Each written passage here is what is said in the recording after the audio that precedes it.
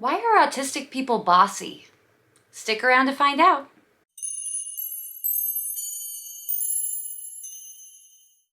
Hi friends, my name is Claire and this is my channel, Woodshed Theory.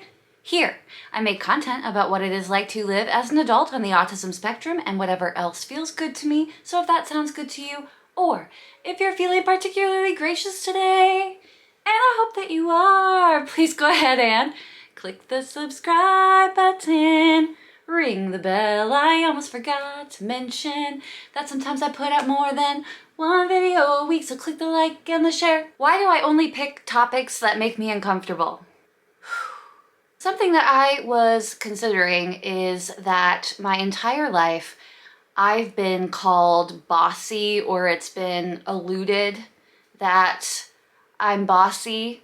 I don't feel that now that I have my autism diagnosis, I would consider myself a bossy person, but maybe, definitely, for sure, pre-diagnosis, I was definitely bossy. So this is great, another video where I talk about my character flaws. So I started thinking, why are autistic people bossy? Why do we like to be in charge? Why do we take the lead? So I've compiled a list of reasons why an autistic person might be perceived as bossy, or they are being bossy. Of course, I'm not a doctor. This is my own personal experience, and all autistic people are different. So if you're autistic and this is not you, that's fine. That's fine. First, I wanted to address my fears about making this video. I know that people who are neurotypical are going to watch this because they have a neurodiverse coworker or family member, friend who they think is bossy, and they want to know how to handle it or how to work with it. So at the end, I will go over a few tips that I think would have been helpful for me as an undiagnosed person to be less bossy. But the main reason I wanted to address this in a video is to talk about why.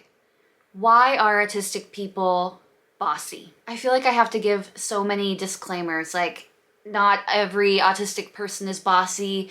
Just because you're taking the lead doesn't make you a bossy person. I don't know that being bossy is always necessarily the wrong thing. And I know there's going to be people in the comments who say, it doesn't matter, all people should be treated the same way. So I just want to make it clear, I'm not saying that being bossy is a good thing. I'm just giving you some reasons why you might experience this from a neurodiverse person. Reason one on why autistic people might be considered bossy or be bossy is control. Control is a major factor in your life when you feel lost, unsure, anxiety. Many people who are on the autism spectrum struggle with anxiety, and to combat that, they may take over a situation to feel more comfortable, to feel in control. We're uncomfortable with the situation that's going on around us. This could be for many reasons, social, sensory, etc. We're trying to control the situation so that we can calm ourselves down, feel more comfortable in the setting. So I would say control is a major factor. Control because we're trying to regulate ourselves. Not because we're trying to control the situation necessarily, but it makes us feel more comfortable to be in charge. For example, I have terrible anxiety when I'm a passenger in a car driving, but if I'm driving, I feel fine. Well, most of the time. Number two reason on why you may find autistic people bossy is perfectionism. Along with the need for control often comes the need for perfectionism in autism. This can be tied to a comorbidity such as obsessive compulsive disorder, but you might have some internal perfectionism with just the autism.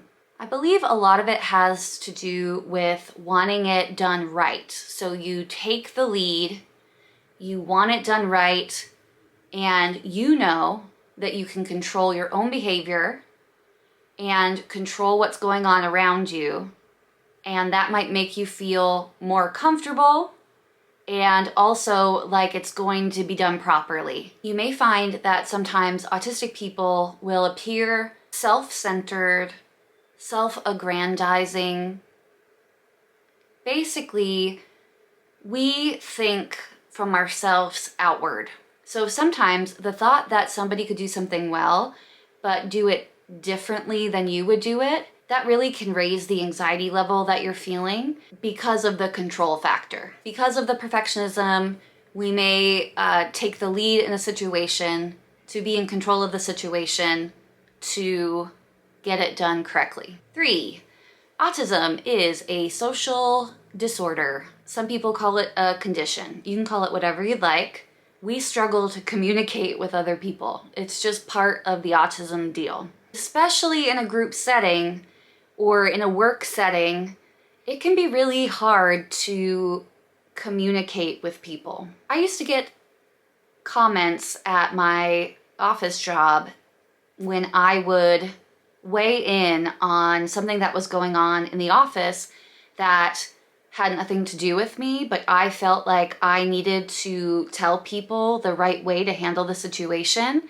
And I will chalk that up to the perfectionism. I don't just want me to do things right, I want other people to do things right, in my eyes, which seems helpful to an autistic person, but may actually not be helpful at all. When you have communication problems, social problems, a lot of things can occur that might make you want to take over the situation. Maybe you only heard half of what the person giving you instructions said. Maybe they weren't clear on their instructions, causing you to make your own plan, which in your mind is the superior way to do things. Or maybe people were talking around you at the time, or there wasn't a clear allocation of tasks. That could be difficult for autistic people because we want to know what we're doing to feel comfortable. There's a lot of sensory input going along in groups and group projects. We either prefer to be in charge, control, or work on our own. It can be really hard to do group projects when you don't know that you're autistic because you don't make allowances for other people, because that could lead to mistakes, so you want to take control. Other than our communication deficits as autistics, we'll talk about this: delayed processing. Many autistic people struggle with delayed processing, which is funny because there are some things that we process much faster than neurotypical people. For example, pattern recognition. Because of delayed processing, we can often interpret what we're being told incorrectly or told to do incorrectly. But business keeps moving, projects keep moving, and there isn't always time to stop and re-explain it to an autistic person. And leadership-wise, not everyone likes to give out specific tasks. Sometimes leaders want you to choose your own adventure, and that's really difficult for an autistic person. So they may try to take over the project or have people do the project their way in order to feel like they better understand the assignment of what they're supposed to be doing. Number 5 on why autistic people are bossy is we often give an activity or task more value than is necessary. I think this is a mix of high expectations and literal thinking. The autistic person wants to do it correctly, or in their mind what feels correct or seems correct to them. They may want to exceed expectations in the workplace, and we take everything literally. How does this all fit together, and how does it make us bossy? Thinking literally, if your boss told you that something was important, that every work that you did was important, you would put weight on that project and stress on yourself to do a good job because you've been told that it's important. But autistic people can have trouble differentiating what's most important to do first or second. The order can be difficult for us because we look at a project as a whole, getting it done in like hyper-focus mode, as opposed to doing a project as, little pieces. Number 6, autistic people struggle to change paths and they struggle with transitions. We may want to take control of a situation because we have an idea in our heads about how something is going to go. And when that plan changes, it's very unsettling to an autistic person. It can lead to a meltdown. You could start dissociating. There's a lot of things that could happen. You kind of go into sensory overload because you haven't considered an alternative route. So, how do autistic people work around that? They take charge. They take control of the situation. I'm not saying it's the right thing. I'm just telling you why an autistic person might act that way. Number 7 is trouble sitting with our own mistakes. We take our mistakes very personally. If you've ever made a mistake at your job as an autistic person, it's like the world has ended. Now, as a diagnosed person, I now understand that business will go on, life will go on, school will go on. It's not usually a big deal, but pre-diagnosis, I remember making a mistake. I wouldn't be able to let that feeling of anxiety go until I addressed it with my employer right away, got reassurance from them that it was going to be okay. And then I could never understand why the employer wasn't freaking out. But it's because things like this don't always matter. Mistakes happen. We might appear to be bossy, or we might be bossy if we're trying to make sure that we're not going to make any mistakes. Which, on a side note, is pretty interesting because I find that even sometimes when I am very focused, trying not to make mistakes, I still make mistakes. So it's better just to be less stressed and more calm about it. Number 8, hyperfocus. Hyperfocus is one of my favorite parts about being an autistic person. What can I say? It is really cool that we can get more done in a few hours than some people can get done in a month. Now, it comes at a cost. You might not eat or shower or sleep. However, it does feel good to autistic people to get into hyperfocus mode and accomplish things in that way. When autistic people are in hyperfocus mode, maybe you've encountered this before, we tend to not like to be disturbed, or we tend to not consider the feelings of others.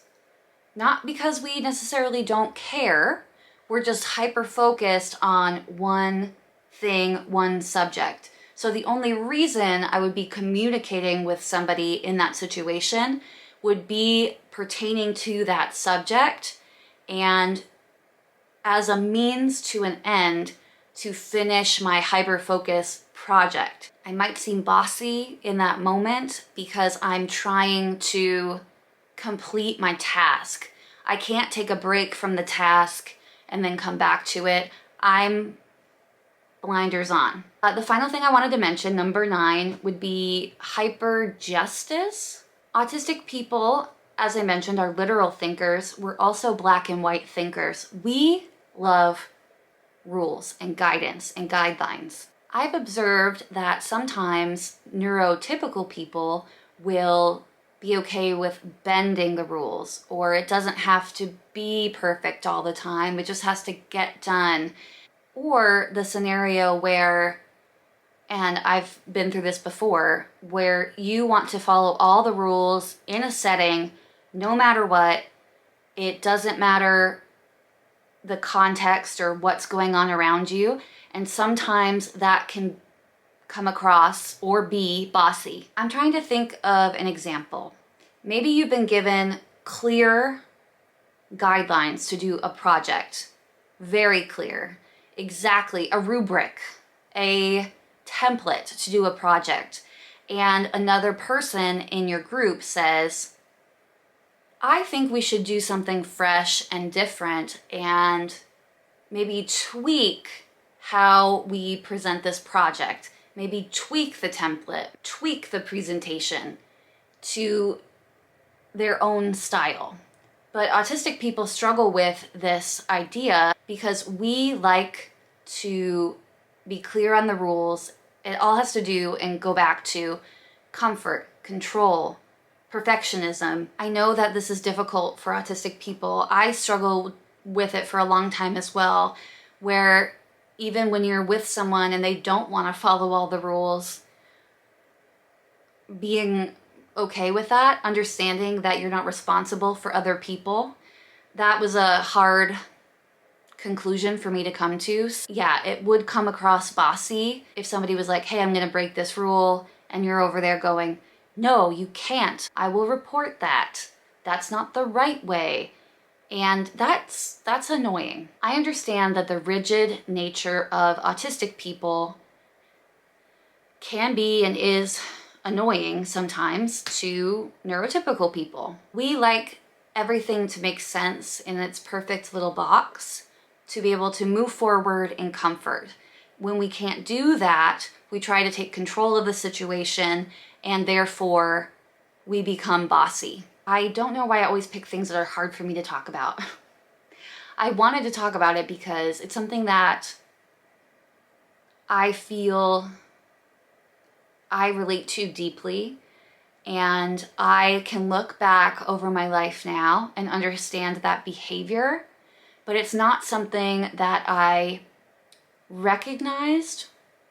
I thought that I was just being vigilant, you know? I thought that I was being a good employee, a good student. Now that I'm diagnosed and I understand myself better and I've self-reflected, I understand why people would make comments about me being bossy, why people would be whispering behind my back or rolling their eyes at me when I try to take control of a situation. I can see where my neurodiversity differed from a neurotypical way of doing things. And I can see how that would be not conducive to good communication, good group work, good vibes.